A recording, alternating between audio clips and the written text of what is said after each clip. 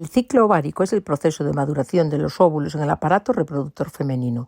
Los óvulos son células reproductivas femeninas secretadas por los ovarios. El ciclo sexual femenino consiste en un conjunto de cambios cíclicos que experimentan el aparato reproductor femenino cada 28 días de promedio, correspondiendo el primer día del ciclo con el primer día de la menstruación. La fase folicular, también llamada proliferativa, incluye desde el día 0 hasta el día 14, periodo en el cual se desarrolla un folículo primordial. Los receptores de LH y FSH se regulan en las células tecales y granulosas. Las concentraciones de estradiol aumentan y provocan la proliferación del útero. El efecto de retroinhibición del estradiol sobre la adenohipófisis suprime las concentraciones de FSH y LH, mientras que las concentraciones de progesterona son bajas. Fase ovulatoria. Poco tiempo antes de la ovulación, la pared externa del folículo se hincha con rapidez y una zona del centro de la cápsula folicular llamada estigma forma una protuberancia. A continuación, el líquido folicular comienza a rezumar a través del estigma y más tarde este sufre una rotura y un líquido más viscoso se vierte hacia afuera. Este líquido lleva al óvulo rodeado por una masa de pequeñas células de la granulosa llamada corona radiada. En cuanto a las hormonas, la LH es necesaria para el crecimiento folicular final y la ovulación. Antes de esta, el ritmo de secreción de LH por la adenohipófisis aumenta. Por otra parte, la FSH también aumenta al mismo tiempo, y las dos hormonas actúan de forma sinérgica para hacer que el folículo se hinche con rapidez en los días previos a la ovulación. La LH tiene también el efecto específico de convertir a las células de la granulosa y de la teca en células secretoras, principalmente de progesterona. Por tanto, el ritmo de secreción de estrógenos comienza a disminuir un día antes de la ovulación, a la vez que empiezan a secretarse muchas progesterona.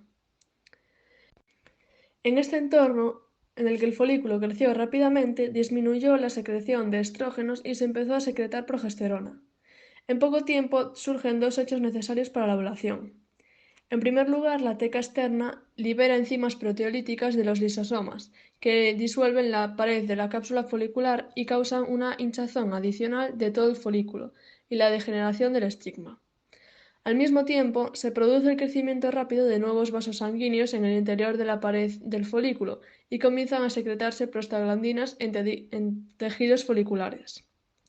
Por último, la combinación de la hinchazón del folículo con la degeneración simultánea del estigma hace que el folículo se rompa y expulse el óvulo. Fase lútea. Tras la expulsión del óvulo del folículo, las células de la granulosa y de la teca interna se convierten en células luteínicas. Se produce lo que se conoce como luteinización. Aumentan su diámetro y se llenan de inclusiones lipídicas teniendo un aspecto amarillento. El conjunto de la masa de estas células es el cuerpo lúteo. Las células de la granulosa desarrollan un extenso retículo endoplasmático liso que forma grandes cantidades de progesterona y estrógenos. Las células de la teca producen androstenediona y testosterona. La mayoría de estas células son convertidas en estrógenos por parte de las células de la granulosa mediante la enzima aromatasa. Unos 7 u 8 días tras la ovulación, el cuerpo lúteo ha crecido alcanzando 1,5 centímetros de diámetro. Tras esto comienza a involucionar, perdiendo su función secretora y el color, convirtiéndose en el corpus albicans, que será sustituido por tejido conjuntivo y en unos meses será reabsorbido. La LH secretada por la adenohipófisis será la encargada de transformar las células de la teca y de la granulosa en células luteínicas. El cuerpo lúteo produce grandes cantidades de progesterona y de estrógenos. Tras la actuación de la LH sobre las células de la granulosa y de la teca, iniciando la luteinización, las células que se forman proliferarán, aumentarán el tamaño, secretarán y degenerarán. Este proceso ocurre en 12 días. Existe un efecto de retroalimentación sobre la adenohipófisis con los estrógenos y la progesterona secretados por el cuerpo lúteo durante la fase luteínica. De esta manera, se mantienen bajos los índices de secreción de la FSH y de la LH. Además, las células luteínicas secretan pequeñas cantidades de la hormona inhibina, que inhibe la secreción de FSH. Al haber bajos niveles de estas dos hormonas, se produce la degeneración del cuerpo lúteo por completo. Este proceso se llama involución. Al final del día 12 de vida del cuerpo lúteo se produce la involución final. se produce una interrupción brusca de la secreción de estrógenos, progesterona e inhibina, por lo que se acaba la retroalimentación y permite que comience de nuevo la secreción de FSH y LH. Estos producen el recrecimiento del nuevo folículo y se comienza un nuevo ciclo ovárico. La menstruación. En ausencia de fecundación, unos 2 días antes de que termine el ciclo mensual, el cuerpo lúteo ovárico involuciona de forma brusca y la secreción de hormonas ováricas, estrógenos y progesterona disminuye a valores muy bajos. Luego ocurre la menstruación. La menstruación se debe a la caída brusca de los estrógenos y sobre todo de la progesterona al final del ciclo ovárico mensual. El primer efecto es la disminución de la estimulación de las células endometriales por estas dos hormonas, seguido de la rápida involución del endometrio a un espesor aproximado del 65% del inicial. Después, en las 24 horas que proceden al comienzo de la menstruación, los tortuosos vasos sanguíneos que riegan las capas mucosas del endometrio sufren un vasoespasmo, por una combinación de efectos, incluyendo la involución del endometrio como la liberación de sustancias vasoconstrictoras y por la liberación de postglandinas de tipo vasoconstrictor que abundan en ese momento.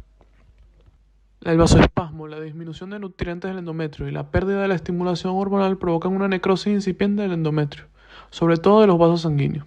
Como consecuencia, en primer lugar, escapa la sangre al estrato vascular del endometrio y las áreas hemorrágicas se extienden con rapidez a lo largo de un periodo de 24 a 36 horas. De manera gradual, las capas externas necróticas del endometrio se separan del útero en estas zonas de hemorragia hasta que, unas 48 horas después del comienzo de la menstruación, todas las capas superficiales del endometrio se han descamado. La masa de tejido descamado y de sangre de la cavidad uterina, más los efectos contráctiles de postglandinas u otras sustancias del endometrio en degeneración, inician las contracciones uterinas que expulsan el contenido uterino. Durante la menstruación normal se pierden unos 40 mililitros de sangre y unos 35 mililitros más de líquido seroso. En el plazo de 4 a 7 días desde el comienzo de la menstruación, la pérdida de sangre cesa, debido a que, para ese momento, el endometrio ya se ha revitalizado.